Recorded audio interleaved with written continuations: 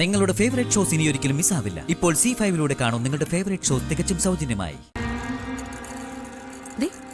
ഇനി എന്തിനാ നീ ഇവിടെ നിൽക്കുന്നത്? നീ പൊക്കോ. എന്തിന്? ഞാനും കാർത്തിയും കുഞ്ഞും മാത്രം ഇവിടെ ഉറങ്ങണമെന്നാ ജോത്സ്യം പറഞ്ഞേക്കുന്നത്.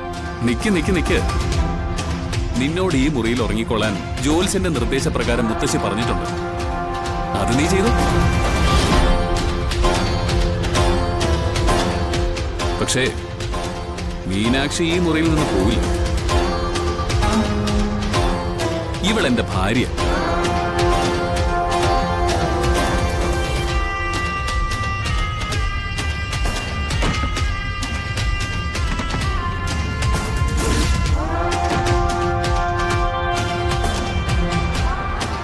ജോത്സ്യം പറഞ്ഞതുപോലെ നമ്മൾ അനുസരിക്കുന്നു അല്ലേ കാർത്തിയേട്ടാ? അതെ അതെ അതെ, ജോത്സ്യം പറഞ്ഞത് അനുസരിച്ചല്ലേ പറ്റൂ.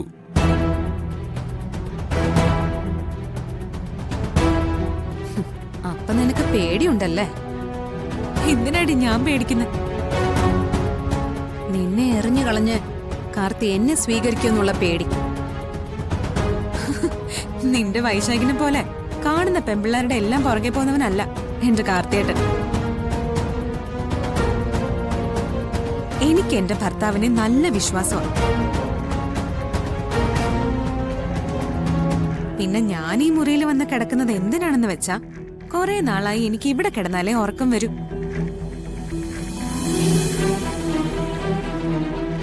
നിന്റെ കഷ്ടകാലത്തിന് നീ കാർത്തിയേട്ടനെ മയക്കാൻ ചെന്ന കാർത്തിയേട്ടൻ നിന്നെ കഴുത്ത് ഞെരിച്ച് കൊന്നുകളയും.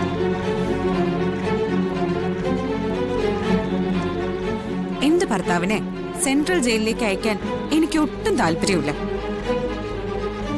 ഇവളോട് ചിലക്കാതെ ചെന്നിരുന്ന് ഉറങ്ങാൻ പറ മീനാക്ഷി. എടി, മര്യാദയ്ക്ക് അവിടെ കിടന്നു, ഞങ്ങൾക്ക് ഉറങ്ങണം.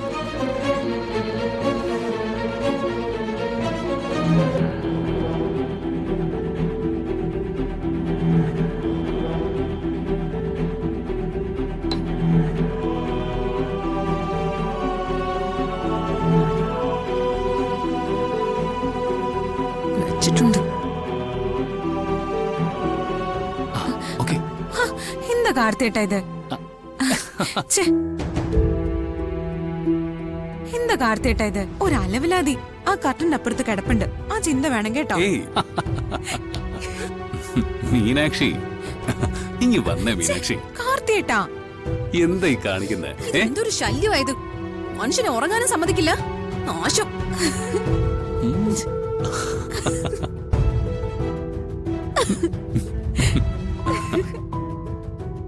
കാർത്തിയേട്ടാ, ഒന്ന് മിണ്ടാതിരിക്കും മീന. എന്തായി കാണിക്കുന്നേ?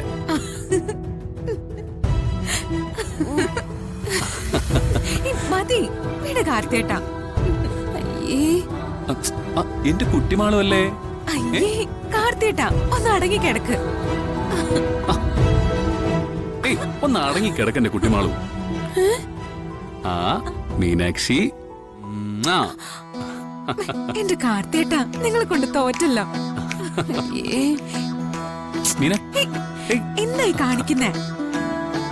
കാർത്തിയേട്ടാ,